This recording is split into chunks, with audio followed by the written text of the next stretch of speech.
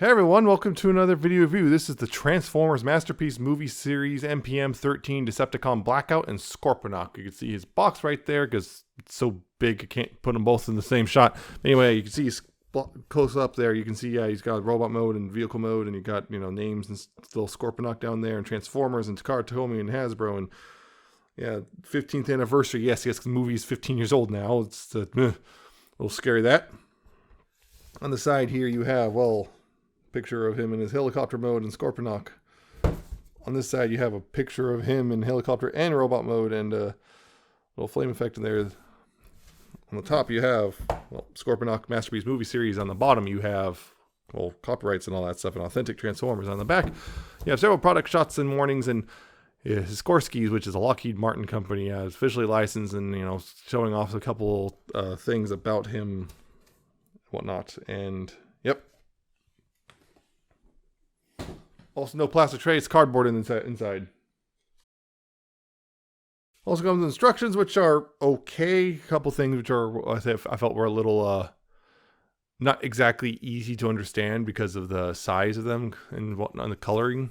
They kind of are on the smaller side, if you see that. So, you can figure it out, but it's just a little annoying. But anyway, here's MPM-13 Blackout. Yeah, it is a big helicopter. You can see that. It's quite long. Doesn't even quite fit all in frame unless I angle it. And even then, the rotors are still a bit big. And there we go. Yeah, you have to do that to make him fit in frame. And it's enormous. This is a large figure through and through. And so you can see all that stuff. You can see it's military helicopter, so it's pretty much just grays and mostly grays and stuff. But black windows, some yellow outlines there. You got some, some little tampos, rescue and exit release, press button, turn handle. Some rivet detail, whatnot, a little yellow thing. I think it's red. That's for the lights for flying around. Got military symbols. USAF 4500X is right there. Endanger, keep away, no handhold, and it says Blackout right there on the tail. It's pretty much the same thing on this side, most of the same details all the way throughout. This one's got a green light. Nice. I got that stuff up there. 4500X, a little tiny Decepticon symbol molded in and everything, and a little bit of silver. But you can see all that stuff, and you got lots of detail. And this is textured and everything, and you got a bit of detail on top of the rotor, and there's also a little light there on top. This is black on that side too. It's big. And also, it's got a bottom. You can see that it's got a bottom. There is panels down there. Panels down there, which is nice. So really nice looking helicopter. And rotor spins pretty well. It's got a bit of a heavy thunk to it's a bit heavy. That's one of the things. This little bit doesn't like to always tab in, unfortunately. It spins pretty well. So that spins well. This spins okay. So it has a tendency to stop. It spins all right. It's just a really nice, big chunky helicopter, and I love that. It's a big old Pavlo, and I love how big and solid it feels. It feels very complete and everything, and just looks nice. And it's got the landing gear here, which does have rolling tires. All those land. They don't really retract or anything. So unless you do that, and again, it's just you're not really retracting, you're just kind of making it useless. But I have all of that. So honestly, fantastic helicopter mode. I love this, and I love how it looks, and it's just pretty much what I said. Way back when I reviewed the Studio Series version, I said if they there's rumors of a Masterpiece version. If I was going to be one, I was going to grab it. And I grabbed it all right. So, really nice helicopter, honestly.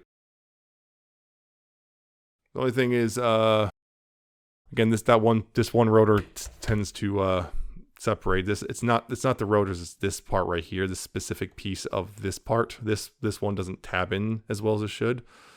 So it likes to separate. I even tried rotating it to see if I could make that work better, but it doesn't, which is unfortunate. And that seemed to be something that happened to start to wear. I guess possibly rubbery plastic starting to wear out a bit. The other thing is,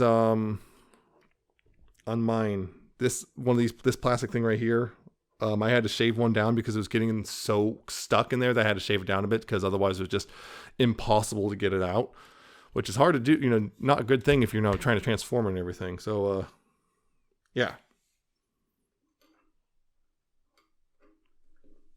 It also comes with two sets of guns. They mini guns. You can see little barrels and everything.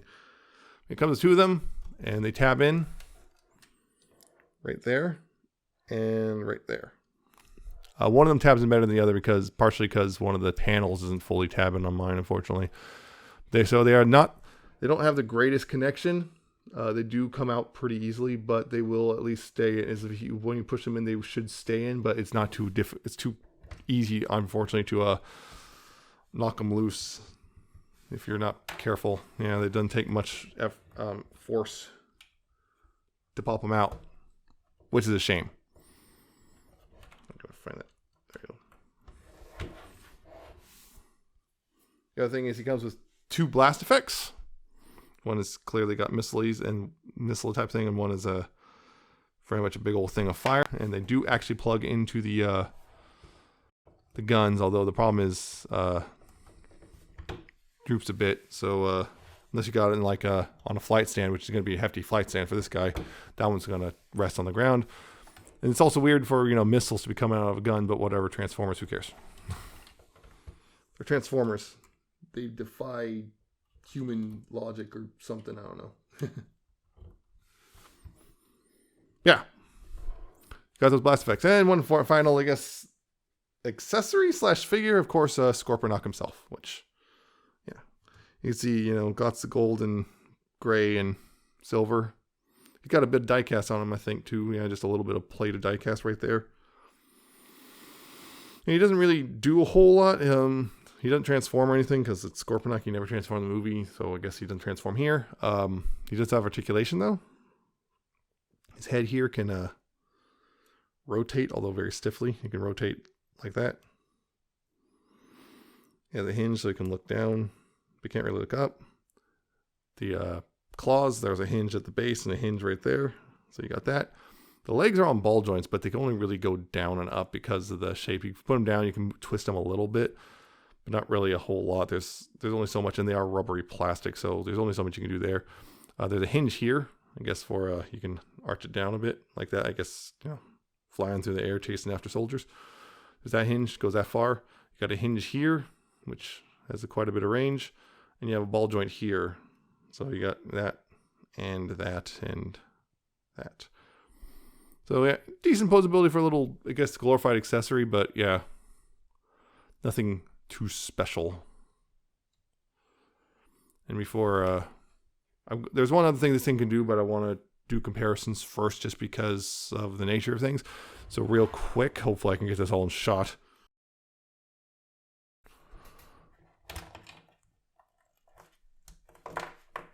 Yeah, hold on. I'm actually just take it off entirely because otherwise it'll just be in my way. Yeah, real quick, hopefully I can get it all into shot because this is not exactly will not exactly be the easiest thing to film, to say the least. Here he is with the Studio Series Blackout, which, yeah, a bit smaller. Like, I was calling this a big helicopter. This, yeah, it's dwarfed by this thing. The point in even robot mode, in robot mode here, this guy is more or less the size of Grindor would be for a Studio Series, so just something to think about. Now you can see a significantly larger helicopter. And also, again, the whole, yeah, this one's got a just open underside. This one is free.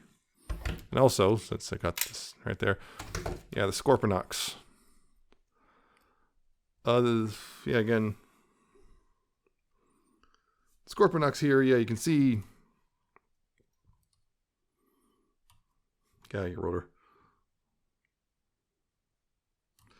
But you can see the Scorponoks are, you know, one is only slightly smaller than the other, but the other is definitely more articulation in the Masterpiece version than there is in the Studio Series version. But yeah, it's a slightly different paint apps. One smaller, yeah, it's just, that's not much difference, but there's a bit of difference. So there's all that. The back of it here is a Masterpiece buried, because that's pretty much the only Masterpiece movie Decepticon I have. Just they're not in scale with each other. You can see that the scale here is a little out of whack, but that's just kind of how it is often with alt modes and Transformers anymore, or in general, really. But yeah, you can see. Yeah, so there you go. Anyway, yeah, one last thing you can do with Scorponok here is you can store away in the helicopter mode, and that's back here. What you got to do is get this these panels down, and the thing is they tab in up here and at the side here, so it's gonna be a little bit tricky to get them loose initially. Yeah, they can be a little tricky to get untabbed, but yeah, you get those untabbed and you got a little ramp, which is, I believe accurate to the real Pavlo. And for Scorponok here, what you got to do is you got to fold this up so there's a little peg here which goes in this hole right there. Like that. And then you got to position the closet right about here. Now there's a slot here and a tabs on here on the bottom of the closet. And then down here, there's a big old tab and 2 slots, and you got to line those up, and then you can peg them in or tab them in, and you can see that. Just tab them in right there, and then it's nice and secure, and you can close this up, re-tab it all in, and there you go. Scorponok is now safe and secure inside a Blackout. There you go. Again, great vehicle mode, looks great. The only thing is on mine, this particular rotor doesn't like to stay tabbed in, and I had to do some shaving, and I think maybe this little thing right here is a little off kilter. It's pointed off to one side when it shouldn't be, but probably fix that with a bit of heat. Anyway, I'm going to go ahead and transform into robot mode, and we'll continue this review.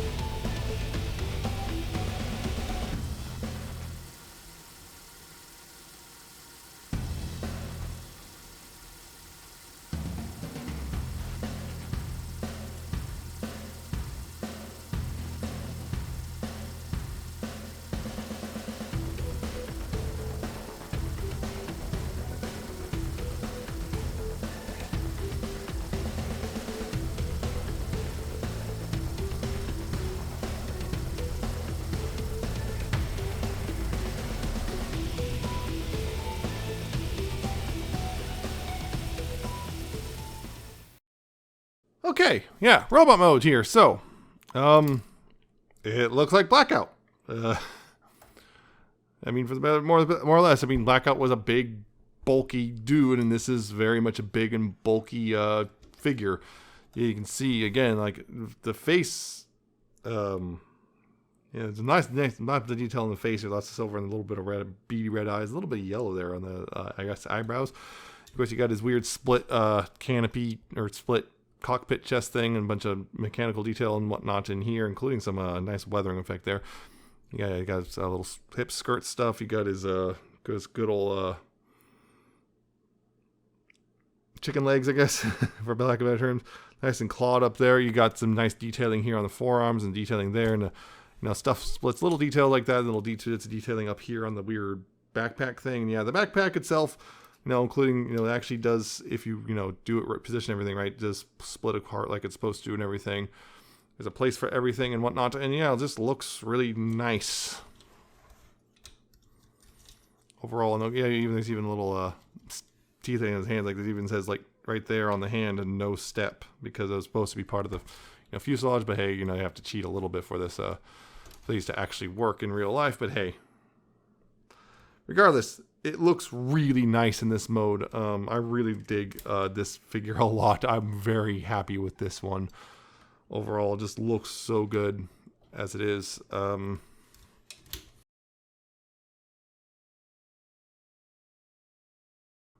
just really like this look overall. It just looks really nice. Transformation itself is kind of involved, which makes sense for Masterpiece, but also it's kind of awkward because you're taking a long helicopter and you're basically rotating it and compressing it down at the same time. So for large chunks of it, you got big old chunks of helicopter hanging off while you're trying to get rid of all the other stuff all set to go and everything. And it could be a bit chaotic while you're trying to handle it, and stuff's going to be flopping around a bit. So it's probably, on that front, it's a bit of a weaker transformation in that sense, but it does there is a logic to it, and it does work, and it just, once you get it in one spot, it's satisfying. There's also a couple spots where it's like, you feel like you're going to struggle a bit because it's just like you're trying to shove a part past another part so you can then tab into a different part of the part. And yeah, particularly in the backpack, getting this all shoved into place can be a bit of a frustration sometimes, because sometimes it just gets caught on stuff and you have to keep pushing and moving stuff and holding stuff out of the way until you get it all lined up so it can all latch in and be nice and locked up. The other thing is some people complain about, which is definitely the rotor, the tail rotor can be getting a bit in the way, and some people have done a slightly different transformation, but I've found a way to make it work, so yay.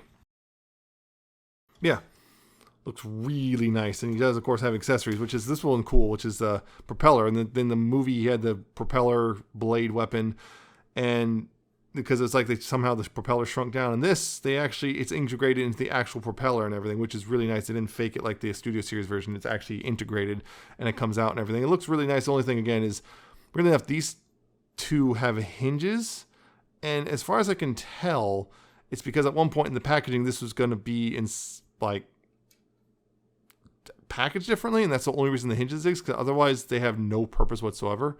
These hinges right here have like zero purpose whatsoever, because they tell you in the instructions to like attach and rotate these, and they're already attached and everything on the packaging, so clearly something changed. And yeah, so just engineering was made solely for packaging that no longer exists. So whoops. But he can hold this. There's holes on these sides of his hands, on the outside of his hands essentially, and you can peg it in. Although the weight when you peg it in, you kind of have to adjust the hand a little bit so you can actually rotate it. And he holds it kind of like this, and you can have him holding like this, or which apparently the way that's done in the movie kind of holds it a specific way, which you can. He actually holds it in his hand. You can more or less wedge it in there. It's not exactly ideal, to say the least, but he can kind of hold it in his hand. It's just, it does grip. It does actually grip. Like that, or even like that. I believe you get in between the knuckles. You can kind of get him to grip it a bit, but yeah, you can actually hold it between his thumb and finger if you want. It's just, the intended way is to put it, to peg it in the hole right there. And he does hold it. You just kind of have to, I guess, work with it. But this is surprisingly solid for, I think they knew that people were going to want to have an old like this. The only thing is they can easily bang into a whole bunch of the arm stuff. So that's a thing. I'm just going to take that, put outside for now. Yeah, the guns can attach to the sides of his forearms. You can see there's the tabs and slots just like that. If you want. Again, it's still unfortunately just like the in the vehicle mode, they're not the most secure connection, but they do hold as long as you don't, you know, get too crazy with it. And again, they can get a little in the way of him holding it the blade properly. You just have to, because he's supposed to be on the outside, and, you know, he's supposed to have his hand rotate a certain way, but it's like, you can just have to accept that maybe he's just underslinging it today, okay? It does work like that, so got that. And of course, again, the blast effects are still compatible with the guns in this mode. And the really cool thing is they did the thing, which he had the central chest cannon, which you can just, this can be difficult sometimes, but yeah, particularly the first time I noticed, you can open that up and rotate this out, and yeah, he's got his chest cannon, which again is also compatible with the effects parts, and it's a little tiny chest cannon, but it's compatible with the blast effect parts, and there you go. Although if you want it pointing straight ahead, you have to kind of have this chest piece at an angle because it only hinges so far down. So that's the thing. That's pretty neat.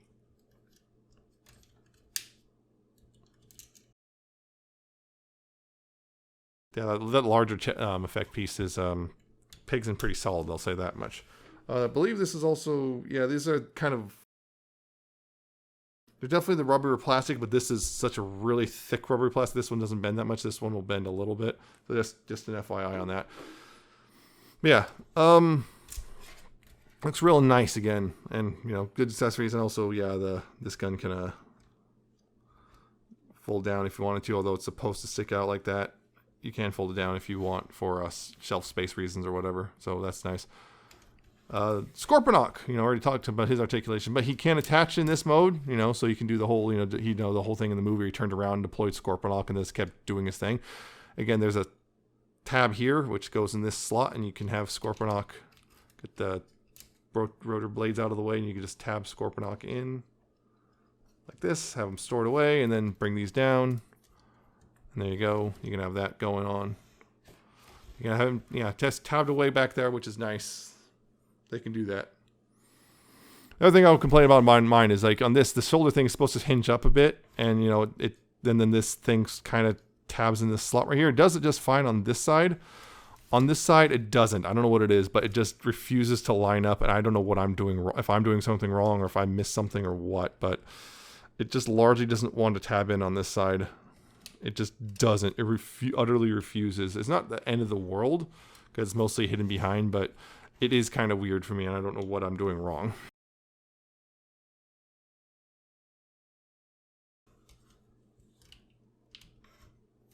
But yeah, it's unfortunate, but it's not the end of the world. Anyway, articulation. His head is on a ball joint, so you got left and right. You got up and down kind of, although not a whole lot, because yeah, it's kind of recessed in there. You can get actually quite a bit of down because there's also a hinge there, and if you use that hinge, I think you can maybe get more up. Not really. You can get that much up, not really a whole lot. Also, the nice thing is people don't realize this, but this thing can actually fold all the way and tab in place. Lots of little things like that. Arms, shoulders can go forward and back. Not full 360 due to all the kibble, but they do have a decent range. That's about that far back, that far forward, outward, about that much. Some people have reported these hinges are a little loose. Mine, they're fine. They hold just fine. This one's a little tiny bit looser than this one, but they're both, I've not had any problems with them flopping around, so that's a thing. Do have a bicep swivel, elbows, can bend about 90 degrees, and actually a little tiny bit backwards if you really want to. These are on swivels and pegs, so you got this wrist swivel here, and you got the hinge here from the transformation, which can help a lot. Yes, you got all that going around. The thumb's on a hinge, and the fingers are on their own hinges as well, individually, right there. So you can get some poses on that. The waist can swivel. It's underneath the skirt, but you can see it. It does swivel. Unfortunately, it's limited due to the skirt and just the backpack, but it does swivel. I think enough. I think that's enough for some decent posing. Get that out of the way. It's about how far as the skirt can go forward as well, by the way, because if you get that, yeah, at this point, well, you have to click it, and you can get that much, and then I guess, but yeah, you're still limited by the backpack. But yeah, hips, nice and clicky forward, about that far. Click about that far back before you start banging in, or at least with this configuration, banging into that. You got a thigh swivel there. You got multiple knee joints because of the, well, chicken legs. So you got that lower one, you got that upper one. You can make them really tall if you want. You can make them absurdly tall, and they'll also give you more backwards range as well. Yeah, so you got all that. And then here at the ankles, you have a tilt and little tiny bit of, oop, that came undone. Little tiny bit of back. Not a whole, pretty much not really any front. You have a toe though. You have a toe joint thanks to transformation. So you can, you know, get some pretty good posability out of this. Not the most posable guy, but more posable than you might think he would be just because of how bulky he is. And due to how bulky he is, he's a lot more posable than you might think. Oh yeah, these things on the knees can adjust if you need them to a little bit, but they are supposed to rest like that. Anyway, looks good. Poses pretty decently considering everything, and yeah, I think it just looks really nice. Gonna put that back.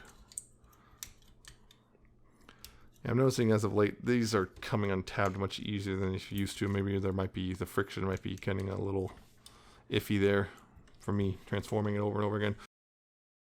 Anyway, comparisons. Gonna real quick put them back here. Here he is with the Studio Series Blackout, which again, my understanding is this is roughly the size. If this is Studio Series Blackout, this is the size Studio Series Grindor should be, and not just a repaint of him. So yeah, if you are pretty much not doing Masterpiece, but are doing Studio Series, this might be looking, if you want to actually get a Grindor, you might have to do some paint adjustment. But yeah, if you want to, I guess, mostly in scale Grindor, this would be the way to go. And the only thing is you're going to be spending a lot more, and he's going to make your Blackout look sad.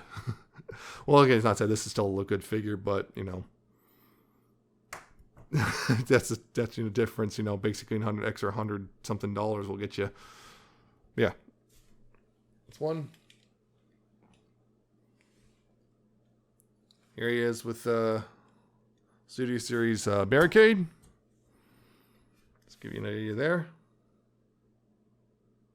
Barricade, that was also waist, so yeah, I think that might be right. And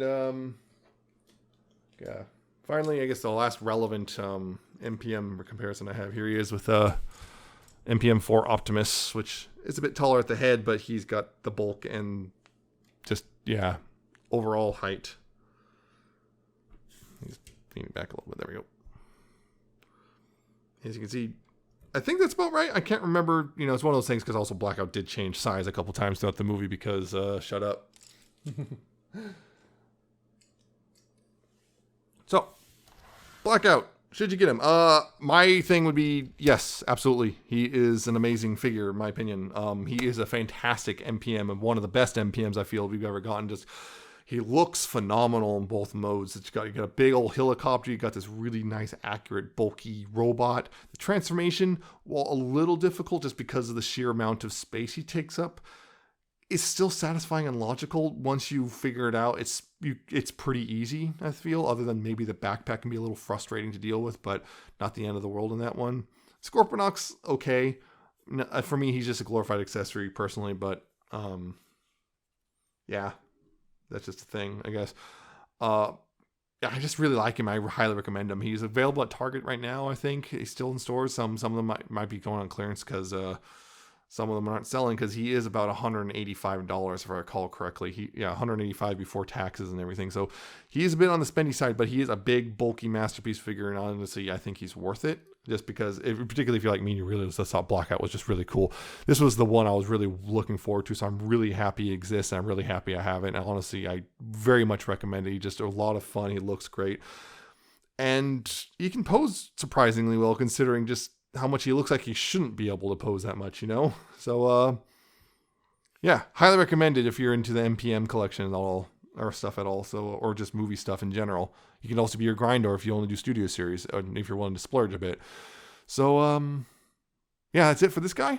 I hope you found it informative and entertaining. Hope you like and comment, subscribe, and hope you check out my Twitter. I'm at Nemesis Prime 1, and check out my coffee and my Patreon. And I shall see you next time with another video review.